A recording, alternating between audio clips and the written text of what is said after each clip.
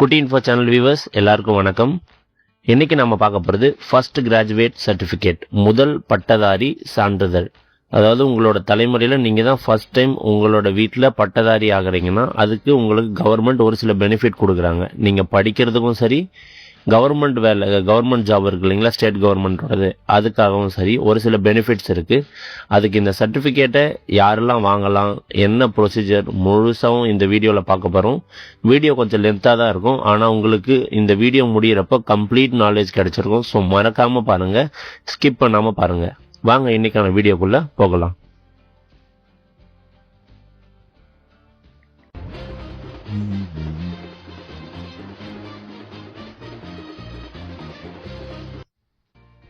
முதல் பட்டதாரி சான்றிதழ் அப்படின்னா என்னன்னா, ஒரு குடும்பத்தில இருந்து முதலாக உயர்கல்வி படிக்க வரும் மாணவருக்கு முதல் தலைமுறை பட்டதாரி சான்றிதழ் இதை கொடுப்பாங்க. இது எதுக்கெல்லாம் யூஸ் ஆகுதுன்னா, கல்வி கடன் சலுகை, உதவித்தொகை, ஸ்காலர்ஷிப் வாங்குறதுக்கு, ஃபர்ஸ்ட் டைம் கவர்மெண்ட் ஜாபுக்கு அப்ளை பண்ணுறீங்க அப்படின்னா இதுக்கெல்லாம் கண்டிப்பாக அவசியமானதாக இருக்கும். இதனோட பயன்கள், நம்ம கொரோனா டைமில் நம்ம கவர்மெண்ட் சட்டமன்றத்தில் அறிவிப்பு வெளியிட்டிருந்தாங்க.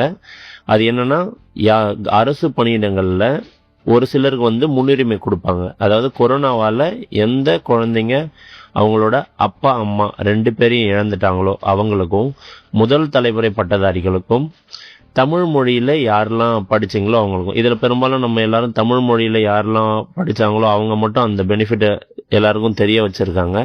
இந்த முதல் தலைமுறை பட்டதாரியும் உங்களுக்கு நீங்கள் அப்ளிகபிளாக இருக்குன்னா இந்த சர்டிஃபிகேட்டை வாங்கி வைக்கிறது மூலமாக உங்களுக்கு மிகப்பெரிய பெனிஃபிட் கிடைக்கும் கவர்மெண்ட் ஜாப்ஸ்க்கு அப்ளை பண்ணும்போது. இதுக்கு ஒரு சில கண்டிஷன்ஸ் இருக்குது. இப்போ ஒரே குடும்பத்தில் நீங்கள் என்ன சொல்லுவீங்கன்னா, 2 பேர் இருக்காங்க, 3 பேர் இருக்காங்க. அப்படி இருக்கும்போது கவர்மெண்ட் ஒரு சில கிரைட்டீரியா கொடுத்துருக்காங்க. இதில் நம்ம சொல்கிறது எல்லாமே கவர்மெண்ட்டுடைய ஜிஓ, கவர்மெண்ட் ஆர்டர் இருக்கு இல்லைங்களா, அரசாணை, அதை பேஸ் பண்ணி மட்டும்தான் சொல்கிறது. ஃபஸ்ட்டு வழிகாட்டுதல் 1. உங்கள் ஒரே வீட்டில் 2 பேர் இருக்காங்க, அண்ணன் தம்பி. அதில் கட்டண சலுகை, யாரெல்லாம் முதல் தலைமுறை பட்டதாரின்னு சொல்லிட்டு பெனிஃபிட்டை வாங்கிட்டு, அதாவது ஃபீஸில் இருந்து கன்செஷன் வாங்கிட்டு ஃபீஸ் கட்டாமல் பட்டப்படிப்பு படிக்கிறாரோ அவரோட பேர் எக்ஸ்ன்னு வச்சுப்போம். வீட்டில் 2ஆவதா எந்த சலுகையும் இல்லாமல் ஃபுல் ஃபீஸை பே பண்ணி டிகிரி படிக்கிறவரை ஒய்ன்னு வச்சுக்கோங்க.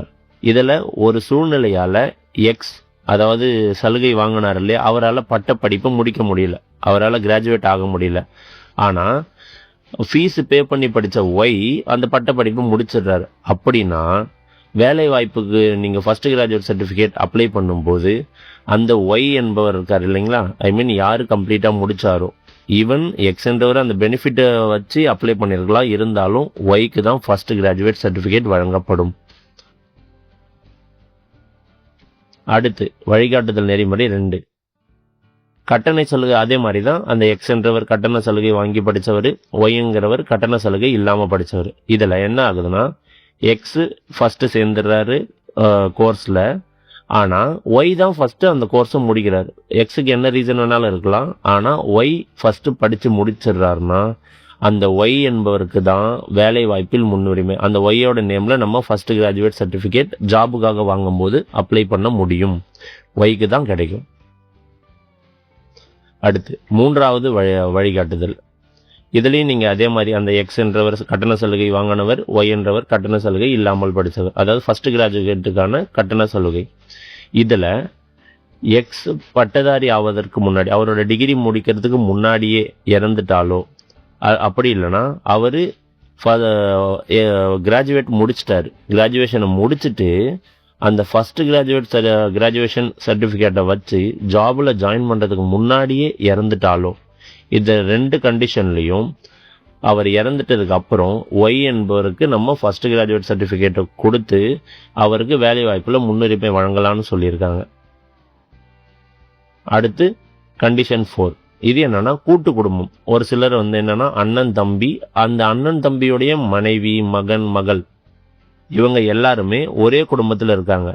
அப்படி ஒரே குடும்பத்தில் அவங்க வசிக்கும் போது இதில் யாருக்கு நம்ம கொடுக்க முடியும்? இப்போ அவங்க அண்ணன் தனியாக இருக்காரு, தம்பி, அவங்களோட குடும்பம் தனித்தனியாகிடுச்சு, இருந்தாலும் எல்லாரும் ஜாயிண்ட் ஃபேமிலியில் இருக்கீங்க, அதாவது ஒரே ரேஷன் கார்டில் இருக்கீங்க அப்படின்னா இது மொத்தம் ஒரே குடும்பமாக தான் இருக்கும்.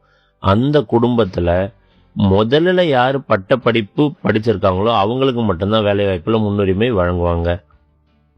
நான் சொல்றது மொத்த குடும்பம், மனைவி 2 மனைவியும் வேற குடும்பத்திலிருந்து வந்தவங்களா இருக்கலாம், இருந்தாலும் இப்போ ஜாயிண்ட் ஃபேமிலியா இருக்கிறதால மொத்த குடும்பத்துக்கும் சேர்த்து ஒருத்தருக்கு மட்டும்தான் வேலை வாய்ப்பில் முன்னுரிமை வழங்கப்படும்.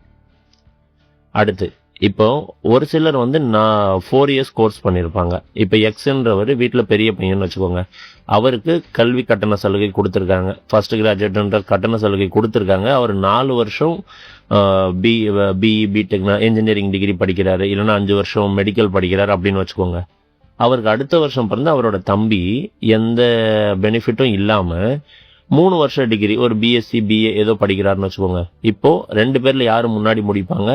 தம்பி தான் முடிப்பாரு. இந்த மாதிரி கண்டிஷன்ல நீங்க எப்படி அப்ளை பண்ணணும்னா, இந்த 5வது இந்த வழிகாட்டுதல் இருக்கு இல்லைங்களா, இதுவே 3 கண்டிஷன்ல அப்ளை ஆகும். 1, இந்த எக்ஸ் ஒய் யாரா வேணாலும் இருக்கட்டும், அது கட்டண சலுகையோட படிச்சவனா இருக்கட்டும், கட்டண சலுகை இல்லாமல் படிச்சவனா இருக்கட்டும், இவங்க 2 பேர்ல யாரு முதலில் பட்டப்படிப்பு முடித்தவரோ அது எப்படி நீங்க கண்டுபிடிக்கணும்னா, அவங்களுடைய month and year of passing, எந்த வருஷம் எந்த மாசம் அவங்களுடைய கிராஜுவேஷனை முடிச்சிருக்காங்க. இது 1.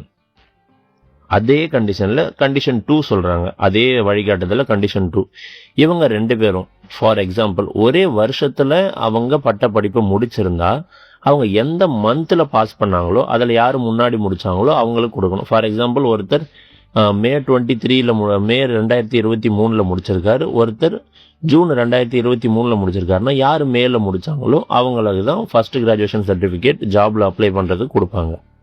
அடுத்து கண்டிஷன் 3, மந்த் இயர் 2மே சேமா இருக்கு அப்படின்ற பட்சத்துல இந்த எக்ஸ் யார் அந்த 4 வருஷம் 5 வருஷம் டிகிரி எடுத்து படிச்சாரோ அவருக்கு தான் அந்த முன்னுரிமை கொடுப்பாங்க. இது தெளிவா சொல்லிட்டாங்க. ஸோ 5வது வழிகாட்டுதல்ல 3 கண்டிஷனும் சொல்லியாச்சு.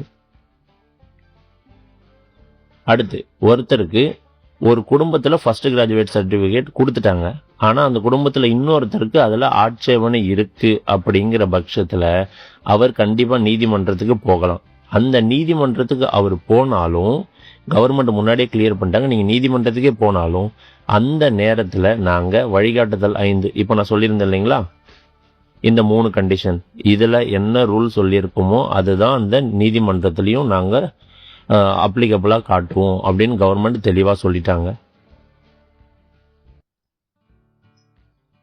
அடுத்து 7வது கண்டிஷன், ஒரு குடும்பத்துல ரெட்டையரா பிறக்கிறாங்க அப்படின்னா ட்வின் பேபிஸ் இருப்பாங்க இல்லைங்களா, ட்வின் பேபிஸ் பிறந்திருக்காங்கன்னா அவங்களுக்கு அந்த குடும்பத்துல ஃபர்ஸ்ட் பிறக்கிற முதல் இரட்டையர்கள் அவங்க 2 பேருக்குமே ஃபர்ஸ்ட் கிராஜுவேஷன் சர்டிபிகேட் கிடைக்கும். அவங்க இப்போ ரிட்டையரா பிறக்கிறாங்கன்னா அதுல யாருக்கு முதல்ல அப்ளை பண்றது அப்படின்னு இல்லை, அந்த 2 பேருமே ஃபர்ஸ்ட் கிராஜுவேஷனுடைய பெனிஃபிட்டை அனுபவிக்க முடியும். அடுத்து ஃபைனலா இந்த 8வது வழிகாட்டுதல்னா நிறைய பேர் டிஸ்டன்ஸ் எஜுகேஷன்ல படிச்சிருப்பீங்க, இல்லைன்னா ஓப்பன் யூனிவர்சிட்டியில படிச்சிருப்பீங்க, திறந்தவெளி பல்கலைக்கழகம், இந்த மாதிரி இடத்துல படிச்சு யாரெல்லாம் யூஜி பிஜி அண்ட் டாக்டரேட்லாம் வாங்கியிருக்கீங்களோ அவங்களுக்கு ஒரு சில இடத்துல டவுட் இருக்கும், நம்மளோட டிகிரி இதுல இவங்க சொல்லியிருக்கிற பட்டயம் நம்ம என்ன வாங்கியிருக்கோமோ கிராஜுவேஷன் அதெல்லாம் செல்லுபடி ஆகுமான்னு. அதை கவர்மெண்ட் அங்கீகரிச்சிருக்கிறதால கண்டிப்பா அது செல்லுபடி ஆகும். 12th முடிச்சுட்டு யாரெல்லாம் 10th 12th முடிச்சுட்டு டிகிரி படிச்சிருக்காங்களோ அவங்க எல்லாருக்குமே இது அப்ளிகபிள் ஆகும், அவங்க இந்த சர்டிபிகேட்டை வாங்க முடியும். அடுத்து இதுக்கான அரசாணை எதுன்னு பார்த்து வச்சுக்கோங்க, இதுதான் இதுக்கான அரசாணை. இந்த அரசாணை பேசிஸ்ல தான் நம்ம வீடியோ ரெடி பண்ணியிருக்கு. ஸோ நீங்க இதுல சொல்லியிருக்க டேட்டா எல்லாமே ட்ரூ அண்ட் கரெக்ட், நீங்க கவலைப்பட தேவையில்லை. அடுத்து இதை நீங்க எங்க இருந்து விண்ணப்பிக்கலாம்னா வீட்டில இருந்து விண்ணப்பிக்கலாம், ஆன்லைன்ல விண்ணப்பிக்க முடியும். நம்ம டிஎன்இஜிஏ வெப்சைட் இருக்கு இல்லைங்களா, நான் அதுக்கான லிங்க் உங்களுக்கு கீழே கொடுக்குறேன், நீங்க அதிலேயே போயிட்டு அப்ளை பண்ண முடியும். அதுக்கான உங்களுக்கு ஸ்கிரீன்ஷாட்டையும் நான் இந்த டிஸ்பிளேல போடுறேன். அப்படி இல்லை உங்களுக்கு கஷ்டமா இருக்குன்னா நீங்க பொது சேவை மையம் சிஎஸ்சி இருக்கு இல்லைங்களா, சிஎஸ்சியில் போயிட்டு நீங்க அப்ளை பண்ணலாம். இந்த சான்றிதழை வழங்கக்கூடிய அலுவலர் யாருன்னா மண்டல துணை வட்டாட்சியர், ஜோனல் டெபுட்டி தாசில்தார் கிடையாது, ஜோனல் டெபுட்டி தாசில்தார்.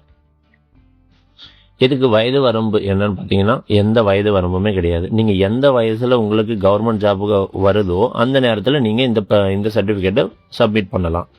அடுத்து ஆண்டு வரையறை பார்த்தீங்கன்னா நான் 1990 நான் ஃபர்ஸ்ட் கிராஜுவேட் என் குடும்பத்தில், எனக்கு நான் இப்போ அப்ளை பண்ண முடியுமானா கண்டிப்பாக முடியும். வயது வரம்பு எப்பவுமே கிடையாது. நீங்கள் எந்த ஆண்டு பட்ட படிப்பு முடித்திருந்தாலும் நீங்கள் உங்களுடைய குடும்பத்தில் முதல் தலைமுறை பட்டதாரியாக இருக்கும் பட்சத்தில் இச்சான்றிதழ் பெற தகுதி உடையவர். அடுத்து இதில் இந்த சான்றிதழுக்கு ஃபர்ஸ்ட் ஆஃப் ஆல் அப்ளை பண்ணுறதுக்கு இதில் யாரெல்லாம் தகுதியானவங்க அப்படின்னு பார்த்தீங்கன்னா, அரசு உதவி பெறும் மற்றும் தனியார் சுயநிதி அட்டானமஸ் காலேஜ் சொல்லுவாங்க இல்லைங்களா, அவங்க அதில் யாரெல்லாம் படிக்கிறாங்களோ அதில் தமிழ்நாட்டை சேர்ந்த பட்டதாரிகளே இல்லாத குடும்பத்தை சார்ந்த முதல் பட்டதாரி மாணவ மாணவியர் இவங்க விண்ணப்பிக்கலாம். அப்படி இல்லைன்னா அடுத்து யார், இது காலேஜுக்காக. அடுத்து வேலையில் ஜாயின் பண்ணுறவங்க வேலை வாய்ப்பு அலுவலகத்தில் அதனோட மூலமாக நம்ம எம்ப்ளாய்மெண்ட் ஆஃபீஸ் மூலமாக எந்த கவர்மெண்ட் ஜாப்லாம் அவங்க ரெக்ரூட்மெண்ட் பண்ணுறாங்களோ அதில் யார் விண்ணப்பிக்கணும்னு நினைக்கிறீங்களோ அவங்களும் இதுக்கு அப்ளை பண்ணலாம். இதில் நான் குடும்பம்னு சொல்கிறேன் இல்லைங்களா, இப்போ எந்த தமிழ்நாட்டில் இருக்கிற பட்டதாரியே இல்லாத குடும்பம்னு சொல்கிறேன். குடும்பம் அப்படின்னா என்னன்னு அவங்களே வரையறை சொல்லியிருக்காங்க. குடும்ப நபர்கள் என்பது சம்பந்தப்பட்ட குடும்பத்தில் உள்ள தந்தை, தாய், தந்தையுடைய பெற்றோர்கள், தாயுடைய பெற்றோர்கள், அதாவது அப்பா வழி தாத்தா பாட்டி, அம்மா வழி தாத்தா பாட்டி மற்றும் மாணவன் மாணவியின் உடன் பிறப்புகள். யாருக்கு அப்ளை பண்ணுறீங்களோ அவங்க கூட பிறந்த சகோதர சகோதரிகள், இவங்க எல்லாரும் சேர்ந்தது தான் ஒரு குடும்பம். இதில் யாருமே டிகிரி படிக்காமல் இருந்து அந்த ஸ்டூடெண்ட் யார் பேரில் அப்ளை பண்ணுறோமோ அவங்க டிகிரி படிச்சிருக்காங்க அப்படின்னா தான் அவங்க முதல் தலைமுறை பட்டதாரின்னு சொல்ல முடியும். இதுக்கு நீங்கள் என்னெல்லாம் ஆவணம் சப்மிட் பண்ணணும்னு பார்த்துக்கோங்க. இது வேணால் ஸ்க்ரீன்ஷாட் எடுத்து வச்சுக்கோங்க. உங்களோட ஃபோட்டோ, உங்களோட அட்ரஸ் ப்ரூஃப். சப்போஸ் நீங்கள் காலேஜில் ஃபீஸ் கம்மி பண்ணுறதுக்காக அப்ளை பண்ணுறீங்க ஃபஸ்ட் கிராஜுவேஷன் சர்டிஃபிகேட்னா நீங்கள் உங்களோட டிசியை அங்கே சப்மிட் பண்ணணும். சப்போஸ் நீங்கள் வேலைக்காக அப்ளை பண்ணுறீங்க அப்படின்னு பார்த்தீங்கன்னா உங்களோட எம்ப்ளாய்மெண்ட் கார்டு இருக்கு இல்லைங்களா, அந்த கார்டை நீங்கள் அதில் அட்டாச் பண்ணால் போதும். அடுத்து யார் அப்ளை பண்ணுறீங்களோ அந்த ஸ்டூடெண்ட் அப்புறம் அவங்களுடைய அப்பா அம்மா இவங்களுடைய டிக்ளரேஷன் ஃபார்ம், அதுவும் அதிலே ஃபார்மெட் வந்துடும். நீங்கள் அப்ளை பண்ணும்போது அதில் சைன் பண்ணி கொடுக்கணும். அப்பா அம்மாவுடைய அவங்க படிச்சிருந்தாங்கன்னா அப்பா அம்மாவுடைய ஸ்கூல் டிசியோட காப்பி அட்டாச் பண்ணணும். உங்களோட ரேஷன் கார்டோடைய ஸ்கேன்டு காப்பியை நீங்கள் அட்டாச் பண்ணணும். அப்புறம் யார் அப்ளை பண்ணுறாரோ அவருடைய எஜுகேஷனல் சர்டிஃபிகேட்ஸ், எந்த ஸ்டூடெண்ட்டுக்கு அப்ளை பண்ணுறீங்களோ அவங்க எஜுகேஷனல் சர்டிஃபிகேட்ஸையும் நீங்கள் அட்டாச் பண்ணணும். அடுத்து இந்த சான்றிதழ் வழங்குறதுக்கான நடைமுறை என்னன்னு பார்த்துக்கோங்க. ஃபர்ஸ்ட் நீங்கள் ஆன்லைனில் விண்ணப்பம் செய்வீங்க. அது விஏஓ கிட்ட போகும். ஸோ விஏஓ என்ன பண்ணுவாருன்னா களப்பணி நேரில் சுற்றி விசாரிப்பார். உங்களை சுற்றி இருக்கவங்க, உங்களோட தெருவில் கூட வசிக்கிறவங்க, அவங்க எல்லாரையும் விசாரிப்பாங்க. அந்த விசாரணை ரிப்போர்ட்டை அவர் வருவாய் ஆய்வாளர், ரெவென்யூ இன்ஸ்பெக்டர் ஆர்ஐ இருக்கார் இல்லைங்களா, அவர்கிட்ட கொடுப்பாங்க. ஆர்ஐ மறுபடியும் அதை கிராஸ் செக் பண்ணிவிட்டு அவர் ஜோனல் டெப்யூட்டி தாசில்தார், மண்டல துணை வட்டாட்சியர்கிட்ட கொடுப்பாரு. அந்த துணை வட்டாட்சியர் தான் சரி பார்த்து உங்களுடைய சர்டிஃபிகேட்டை ஓகே பண்ணிவிட்டு இஷ்யூ பண்ணுவாங்க. அதை நீங்கள் டைரெக்டாக ஆன்லைன்லேருந்து டவுன்லோட் பண்ணிக்கலாம். இந்த மொத்த கள விசாரணையெல்லாம் சேர்ந்து உங்களோட அப்ளிகேஷன் நீங்கள் அப்ளை பண்ணதுலேருந்து உங்களுக்கு டவுன்லோட் வருதுங்களா, இதுக்கான மொத்த கால அளவு 30 நாட்கள். 30 நாட்களில் அவங்க உங்களுக்கு சர்டிஃபிகேட்டும் கொடுக்கலாம். இல்லை நீங்கள் சப்மிட் பண்ணிடுறது தவறாக இருக்குது அப்படின்னா அவங்க அதுக்கான அப்சர்வேஷனும் உங்களுக்கு கொடுக்கலாம். சப்போஸ் உங்களுக்கு மண்டல துணை வட்டாட்சியர் நிராகரிச்சிட்டார், இல்லை நீங்கள் எலிஜிபிள் இல்லை அப்படின்னு சொல்லிட்டா அவர் சொன்ன தேதியிலிருந்து 60 நாட்களுக்குள்ள நீங்கள் வட்டாட்சியர் தாசில்தார்கிட்ட மறுபரிசீலனை செய்ய சொல்லி மேல்முறையீடு செய்யலாம். சப்போஸ் உங்களுடைய தாசில்தார் அதாவது வட்டாட்சியர் மறுபரிசீலனை செய்யறதுக்கு அதுக்கும் மறுத்துட்டாங்க, இல்லை தவறுன்னு சொல்லிட்டா நீங்கள் சீராய்வு மனு போடலாம். அந்த சீராய்வு மனு யாருக்குன்னா வருவாய் கோட்டாட்சியர், உங்களோட டிவிஷனல் ரெவென்யூ ஆஃபீஸர் இருக்கார் இல்லைங்களா, அந்த அவர்கிட்ட நீங்கள் வருவாய் கோட்டாட்சியரிடம் 60 நாட்கள், எப்போ உங்களோட தாசில்தார் ரிஜெக்ட் பண்ணாரோ அன்னைக்கிலேருந்து 60 நாட்களுக்குள்ள நீங்கள் அவர்கிட்ட விண்ணப்பிக்கலாம். பட்டயம்னு சொல்கிறேன் இல்லைங்களா, இந்த நம்மளோட கிராஜுவேஷன் எது அப்படின்னு பார்த்தீங்கன்னா நம்மளுடைய அங்கீகரிக்கப்பட்ட பல்கலைக்கழகம் எந்தெந்த யூனிவர்சிட்டியெல்லாம் அப்ரூவ் பண்ணியிருக்காங்களோ அந்த யூனிவர்சிட்டியிலேருந்து நீங்கள் வாங்கக்கூடிய எல்லா பட்டங்களும், எல்லா யூஜி பிஜி டாக்டரேட் டிகிரி எல்லாமே டிகிரியாக கன்சிடர் பண்ணுவாங்க. அதுக்கான ஆக்ட் இங்கே தான் இருக்குது. நீங்கள் வேணால் ஸ்க்ரீன்ஷாட் எடுத்து பார்த்துக்கோங்க. அது நீங்கள் எந்த பேட்டர்னில் படிச்சிருக்கோன்னா 10th, அப்புறம் 2 years, அதுக்கப்புறம் 3 years டிகிரி முடிச்சிருக்கீங்க. 10 + 2 அப்புறம் 3 years.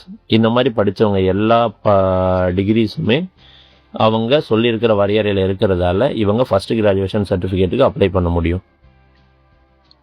சப்போஸ் நீங்கள் உங்களில் யாராச்சும் தவறான தகவலோ, நீங்கள் டாக்குமெண்ட் கொடுக்கும்போது பொய்யான தகவலோ அதில் நீங்கள் கொடுத்துருந்து, ஈவன் உங்களுக்கு சர்டிஃபிகேட் கொடுத்துட்டு இருந்தா அதுக்கப்புறமும் வெரிஃபிகேஷனில் அப்ஜெக்ஷன் ஏதோ வருது, அவங்களுக்கு பிற்காலத்தில் ஏதாச்சும் தெரிய வந்தாலும் உங்களோட சர்டிஃபிகேட் இம்மிடியேட்டாக கேன்சல் பண்ணிடுவாங்க.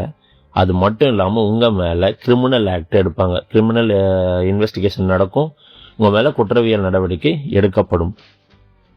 ஸோ இவ்வளோதான், இதுதான் உங்களுடைய complete first graduation certificate apply பண்ணுறதுக்கான ப்ராசஸ். அண்ட் இது முழுக்க கவர்மெண்ட் ஆர்டரை பேஸ் பண்ணி தான் நம்ம எடுத்திருக்க வீடியோ. ஸோ இதில் மேக்ஸிமம் உங்களோட எல்லா டவுட்டும் கிளியர் ஆகிருக்கும். இது இல்லாமல் எந்த டவுட் இருந்தாலும் நீங்கள் கமெண்ட் செக்ஷனில் கமெண்ட் பண்ணுங்கள். இது இல்லாமல் உங்களுக்கு வேறு ஏதாச்சும் டாபிக்ஸில் வீடியோ தேவைப்படுதுனாலும் அதையும் கமெண்ட்டில் சொல்லுங்கள், நம்ம அதையும் ஒர்க் அவுட் பண்ணி போடலாம்.